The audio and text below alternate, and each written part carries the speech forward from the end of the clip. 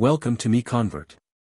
In this tutorial, I will show you how to convert MP3 files to M4R format, completely free and online. Open your browser and search for MP3 to M4R MiConvert.com. Click on the first result to go straight to the converter. You are now on the MP3 to M4R converter page.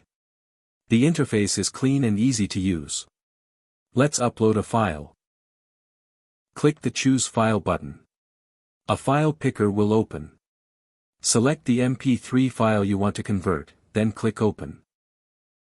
Your file is loaded and ready. You can see the file name, size, and destination format.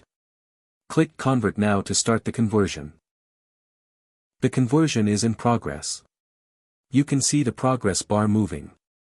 This usually takes just a few seconds. Done.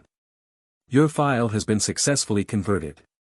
Click Download to save the M4R file to your computer. That's it. Visit MiConvert.com for more free conversion tools. Subscribe for more tutorials.